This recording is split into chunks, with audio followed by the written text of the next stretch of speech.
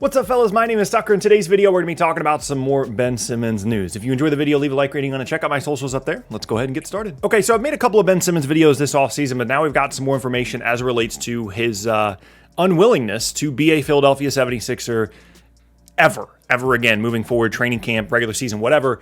And it's becoming clear how much Philly is potentially losing the situation as a whole, but more specifically their leverage. So the news is that there's continued reports over the last couple of days that Ben Simmons he's completely out. There's no chance of reconciliation. There's no chance he's going to play for the Sixers this year. And most importantly, because of what it does for the timeline, there's no chance, according to these reports, that he is going to even show up for training camp.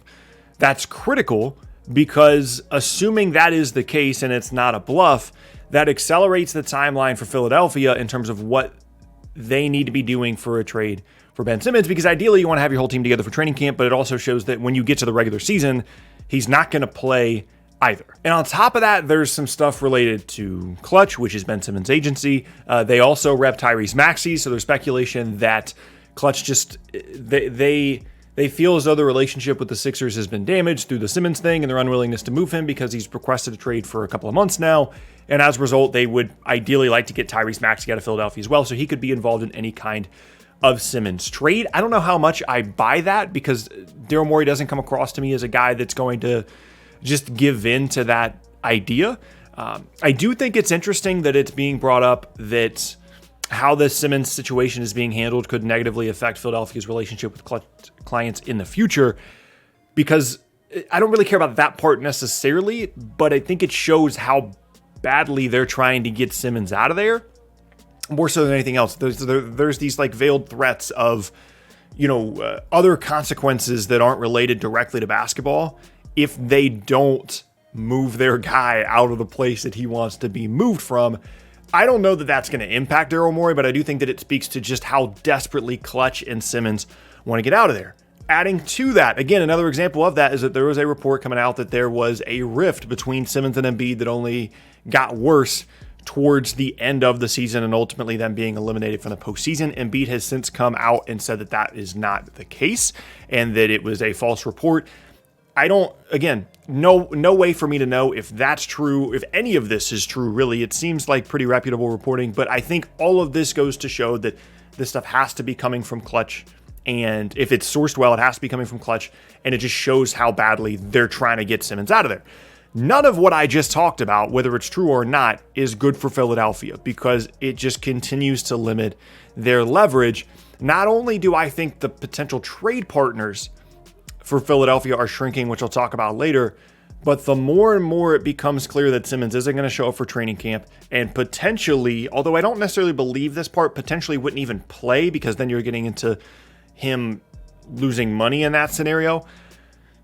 It just makes it more difficult for Philadelphia to stand by their stance on the Simmons thing to this point, which has been that they're going to slow play it. I think they've given in to the fact that, they need to trade the guy, but Morey is going to continue to explore his options. He's going to look at a variety of different things, and he was never going to be in a hurry. That's kind of been their stance.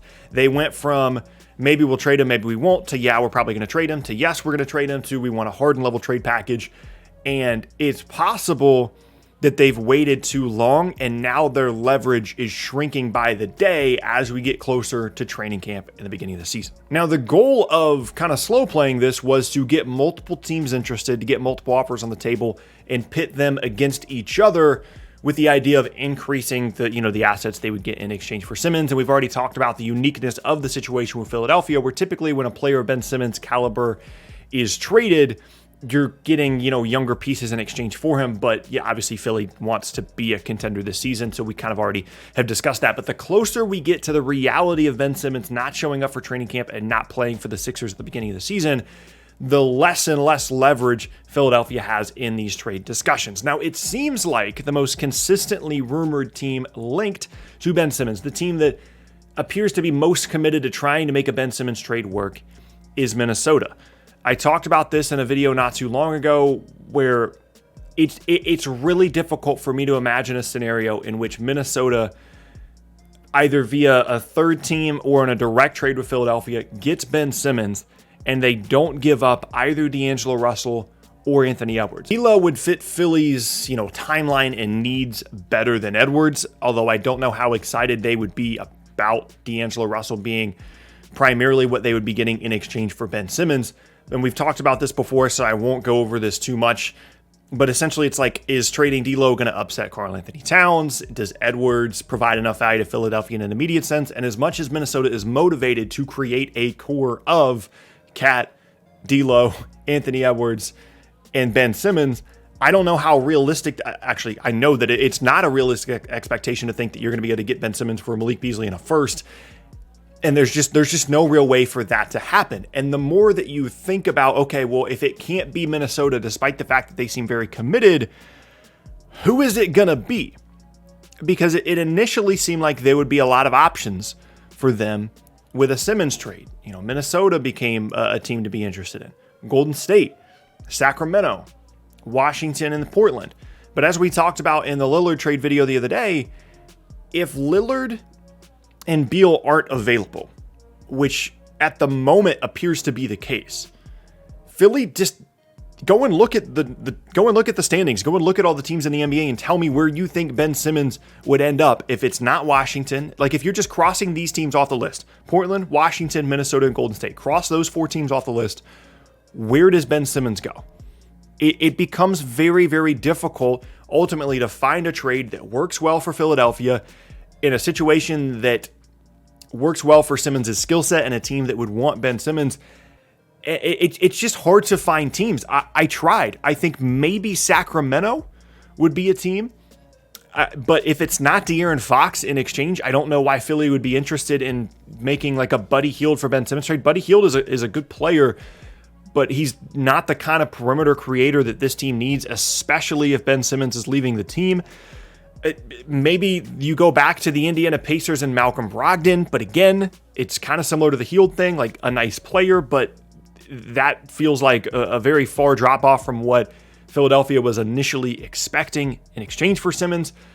Maybe there's a Bulls Zach LaVine thing here, but I would be very surprised if Chicago makes all these moves in the offseason, and then before the season even starts, before they even get a chance to see LaVine realistically and Vucevic together in the first place, because LaVine, had protocol issues as soon as they traded for Vucevic, in addition to Lonzo, DeRozan, Caruso, all these guys they brought in. I find it hard to believe they're going to make a move with LaVine, even if they are considering it, before they even see what he looks like with those other guys. And Philly would obviously, based off these reports, like to get a deal done before the season starts. So I don't know whether even just before you even get to the roster part of it, if that's a realistic situation. And again, I think you can pretty much cross off the other 4 teams that we discussed earlier. Golden State, it's a very iffy fit alongside Draymond Green, and I kind of get the feeling like they're just cool with running with the young guys right now. We talked about Minnesota, and Dame and Beal aren't available. The only thing that could save Philadelphia here from having almost no leverage in a Ben Simmons trade situation is if they are able to, through whatever channels they'd like to, convince Bradley Beal that it's time to dip. That's the only thing that I can think of that would save them, is if we started getting rumors or reports that Beal would be interested in a trade, Beal's looking for a trade, that stuff starts dropping, all of a sudden things change dramatically for Philadelphia. But in the absence of that, if you're crossing off those teams, I don't see how this is not a massive L for Philadelphia, no matter what, because if those teams are not involved and it's not realistic for them to acquire Ben Simmons, your options become keeping him on the roster and him either not playing or playing in a very non-motivated manner based off what we saw from James Harden at the beginning of last year, or trading him in exchange for a package that, based off of what Philadelphia was looking for initially, can only be described as settling for a trade package for Ben Simmons because the timeline forced them to. And that potentially is what all this is leading to. But the bottom line is, unless the current circumstances and situation drastically change, Philadelphia is going to have to adjust their expectations in terms of what they want to get in exchange for Ben Simmons. And I'm not even referring to the Harden level trade package they initially were asking for, because obviously that's not what they're going to be getting here, and they never were going to be getting that. But even like a CJ McCollum level trade, like they might have to go under that in exchange for Simmons if he actually doesn't play for them. Morey is an experienced GM. I don't get the feeling like he's going to be a guy that's going to get, taken for a ride on this, but they are going to have to start making some decisions sooner rather than later. And a distinct lack of rumors and reports that we're getting out of Philadelphia makes me nervous. We're hearing about other teams. We're hearing about Minnesota actively trying to make some effort towards acquiring Ben Simmons, but I haven't really heard anything about Philly talking to these different teams and certain teams being front runners, and that makes me nervous. Ultimately, maybe they call Simmons' bluff and they say, okay, you don't want to play for us, fine, you're going to lose out on a ton of money, and he shows up and they play and they figure it out. Maybe he raises his value. There's just very few scenarios right now in which it looks like this is going to turn out remarkably well for Philly. And as of right now, you can point to how Philadelphia has handled this situation and how it's now devolving as the primary reason for why it's not going to end well. And if I was a Sixers fan today, based off these reports, these rumors, I would be very, very nervous. That's all I'll say. And yeah, that's going to be the end of today's video. Hope you guys enjoyed it. If you did, make sure to leave a like rating on it. Check out my socials down in the description below. Once again, my name is Tucker. And yeah, hope you guys have an awesome rest of your day, and I will catch you all next time.